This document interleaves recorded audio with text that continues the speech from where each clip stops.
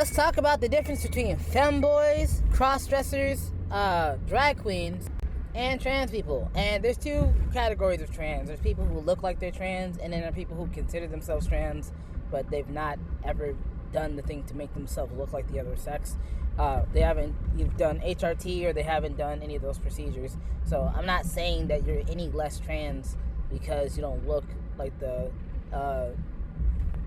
sex you identify as, but it's very disorienting. As a matter of fact, I need to start with this phenomenon as it is. It's very disorienting when a guy says, "I'm a girl," and it's like, no, you're clearly a guy. You have a beard and your voice is deeper than mine. Yeah, but I identify as a girl. Oh, see, why didn't you just say that? It's like, well, that's what I said. No. You said you're a girl. And when you tell me you're a girl, the first thing I think is not, that's a girl. The first thing I think is, that sounds like a guy. You don't look or sound like a girl. You're not going to convince me that you're a girl. It goes against everything you know, which is, that's just common sense. If someone with a deep voice and a beard comes to you and says, "I'm a girl," it's like, no, you aren't. Maybe you're misunderstanding what the word girl means, but no, you're not a girl. You're a guy who identifies as a girl. It's like, yeah, that's the same thing. No, it's not. Just because black and white are two different colors. Black can't be white and white can't be black. Those are two different colors. White reflects snow. Black absorbs heat. And I'm not talking about race. I'm talking about just the actual color. So, the way I describe the men aren't women conversation is apples aren't oranges. Orange juice is one thing and apple juice is another thing. Both of them taste good. You can make apple pie, but you can't make orange pie. If you're gonna make orange anything, it'll be like a citrusy tasting. I know there's a dessert that has to do with orange. We're just gonna call it orange puree or whatever like that. Where it's just, puree is like putting it in a blender. Okay, yeah, apples aren't oranges, so apple juice tastes different than orange juice, and boys aren't girls, girls aren't boys. I'm not saying that if you want to be identified as the other, you can't. I'm saying that they're same and that they should be the same is like, then you're either completely not acknowledging the importance of the difference, or you want the difference to not be there. We're just like, okay, boys and girls are different, and that's not to say anything bad about being a boy or a girl. If you want to identify as a girl, you can. It's not a matter of what you want to identify as. It's a matter of how people identify that. It's like, okay, so when a person who looks like a male identifies as a woman, it's confusing for a few reasons. Because it's like, do you want me to think of you as a woman and call you a woman or treat you like a woman? Or are you saying that I should think that what you look like currently should be considered as a woman? Because it's just like, no, everyone else who looks like you identifies as a man. You personally identify as a woman, which, okay, that's your prerogative. You can do that, but I'm not going to start identifying everyone with a beard as a woman now because you consider yourself one. It's like, okay, so what I want you to understand is that you're not changing the definition for everyone. You're changing the definition for yourself and trying to make everyone also change that definition for you. And I'm like, that's a little bit forceful, don't you think? It's like, no, it's not. You should call me by my pronouns. Like, okay, can I, slow down? Can I, point something out to you? You don't want someone saying you have to accept the Lord Jesus Christ as your Savior, right? It's like, yeah, I don't want someone forcing their religion on me. It's like, okay, so why are you forcing your gender identity on other people? It's like, no, I'm not doing that. If you're making other people acknowledge your pronouns, yes, you are. I hate to be that guy. I hate to be the one who sounds like I'm spreading hate. I'm like, first off, I have no hate in my heart for trans people. I want trans people to be exactly who they are. But when you start saying to other people, hey, you have to acknowledge my pronouns, and if you don't acknowledge my pronouns, you're rude, it's like, that's just like telling someone that they have to believe in God. Like, you're saying you have to believe what I believe is true, and if you don't, you're somehow a bigot. And I'm like, okay, so now we're getting into imposing your views on other people, because now you as a guy identify as a girl, and now you want to impose that view on everyone else and make it inconvenient for everyone else. And whenever that becomes the case, you're the ones being the problem at that point, because you can identify as a girl all day long, but not everyone's going to identify you as one. So again, that's not me saying that you can't identify as a girl. I'm just saying you're going to have a much harder time trying to convince everyone else you're a girl than if you just accept that reality yourself. Like, if you are identifying as a woman or you are identifying as a man, be happy with that truth. And if everyone doesn't accept that, that's fine. But I've met so many people who are like, people have to identify me by my pronouns. Like, hey, the world, okay, can you make everyone give you money? Well, of course not. Everyone has their own interest and they have their own bills to pay. All right, can you make everyone change their mind on a subject? Well, everyone has their own personal experiences, how they see the world. Can you make blue everyone's favorite color? Well, no. Some people like red more than blue or green more than blue, but I can't make everyone's favorite color blue. Okay, so why are you trying to change everyone's mind on this subject? What subject? Telling everyone that you're a girl or a guy. Well, because it's important to me. Okay, I understand the importance of it to you and why you think it's important.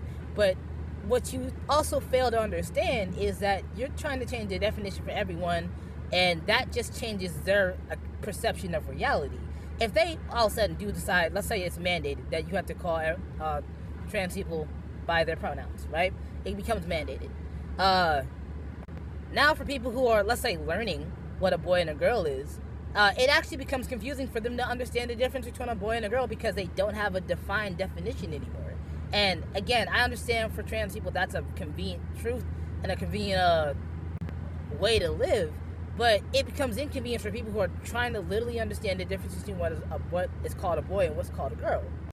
And while that, again, might seem like it's a benefit, it's like, no, it's like, if you can't differentiate something, and if you can't understand what makes that thing different or what the details are, then you can't identify that thing.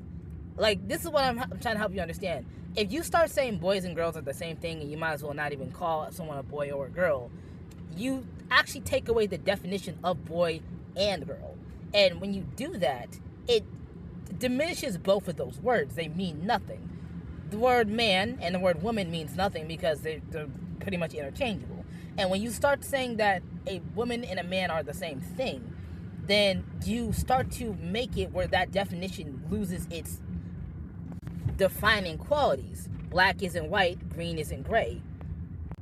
Things have things that differentiate them. If things meant the same thing, I'm using the word thing too many times, there wouldn't be any differentiation between them. Green isn't red. They're two different colors. Trees are green. Apples are red, but they can also be green. White is not black. White reflects snow. Black absorbs heat.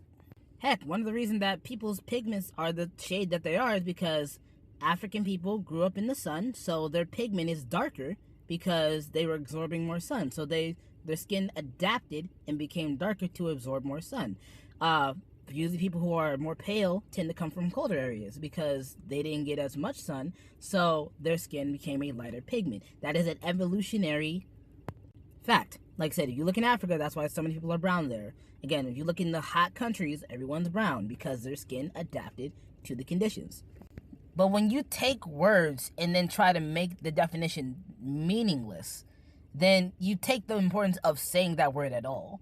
Boy and girl are two different things, and they should be identified as different. If you personally identify as a boy or a girl, then that is your personal decision, and you have every right to do that. And right? But also trying to change the definition for everyone else is actually more forceful than helpful.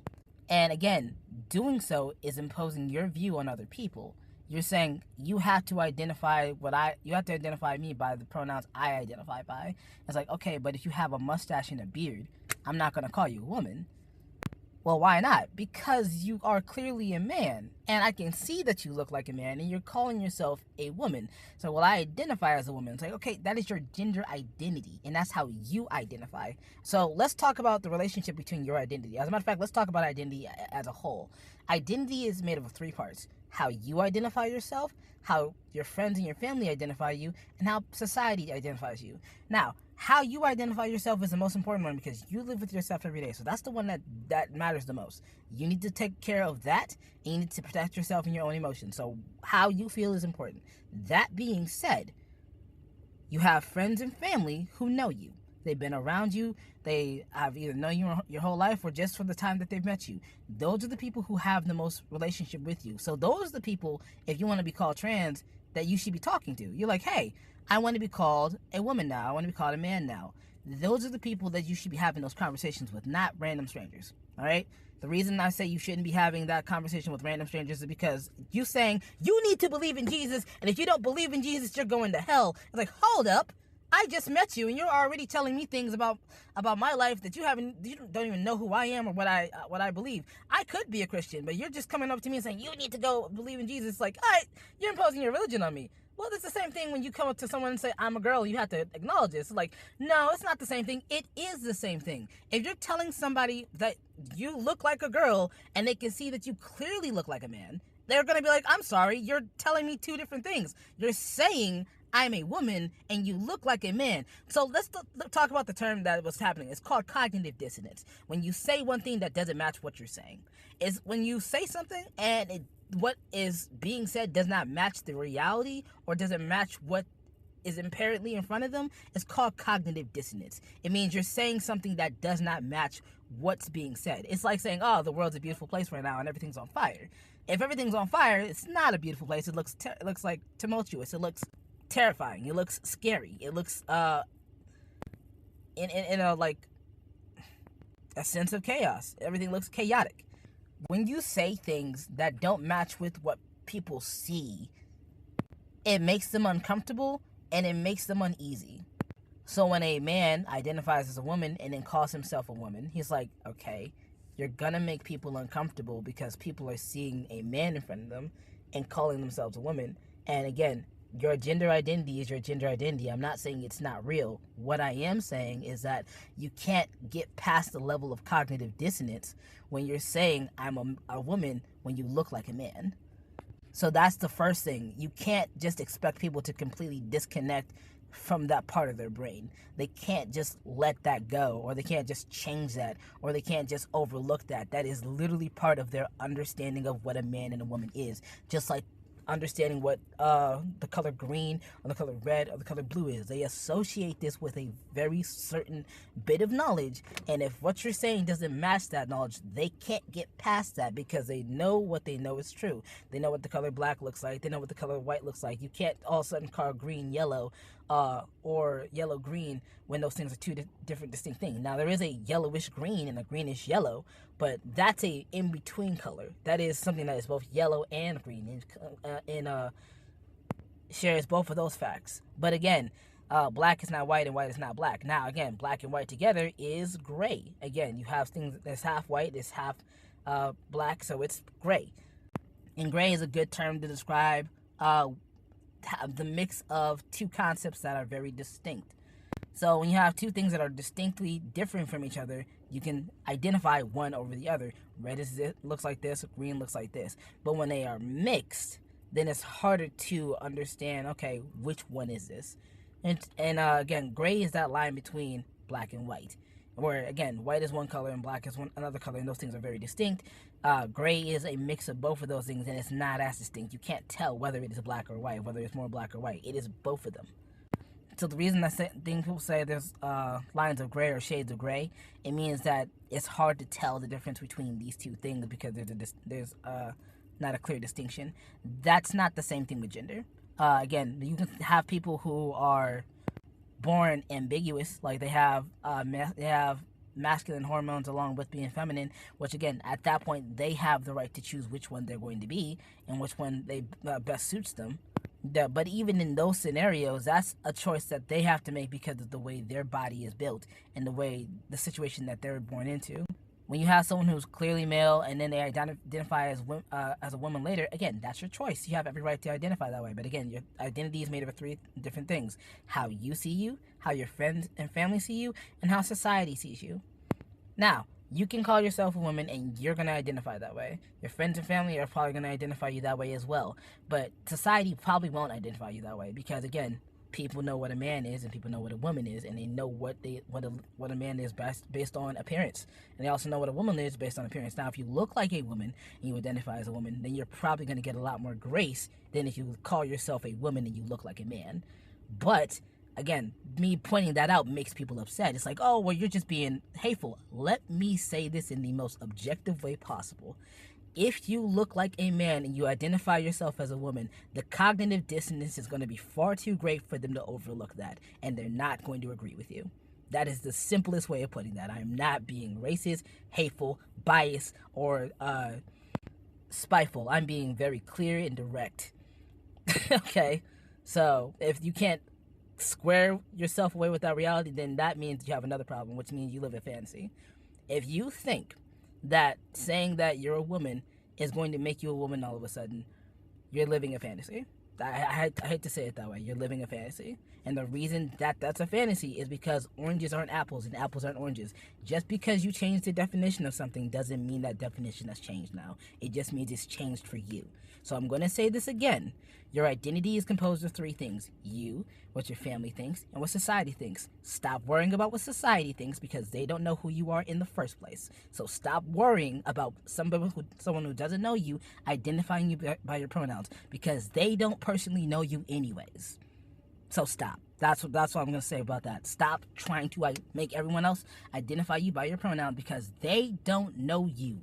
They don't know you from Jack from Jill. They don't know anything about you, what you like, what your hobbies are, who you are, what your name is. They don't know anything about you. So stop trying to waste your time on people who don't know you.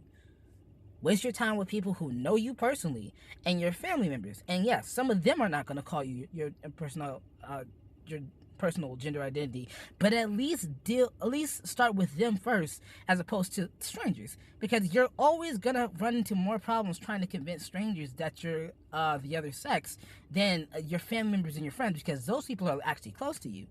So worry about who's actually close to you first before you worry about strangers, because you're always gonna be arguing with people if you're trying to convince someone that you don't even know, who barely knows you, that you're a guy or you're a girl, because you're always going to find more issue trying to convince those people who have no attachment to you. They don't care if they hurt your feelings. As a matter of fact, they don't care about you in general. They don't know who you are. And so you trying to tell them that you are something that they don't see or they don't agree with, you're going to have a much harder time trying to convince those individuals. So it is a waste of time to convince strangers of your gender identity.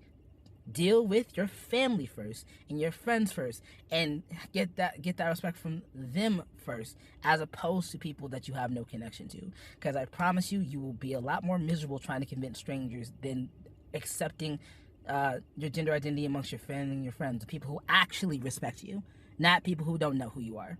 Anyway, that's it. I don't like to talk about the transgender issue because I feel like people think I'm coming from a place of hate. And I'm like, I want you to understand this entirely and completely. You can be transgender and you can identify as whatever gender you want to, but you're going to have a much harder time trying to convince strangers to accept your gender identity than if you start with your family and your friends. Start there and then worry about strangers later. Your family and your friends will defend you and speak up on your behalf. But if you spend all your time trying to convince strangers that this is who you are, you're going to be a lot more miserable. That's all I'm saying.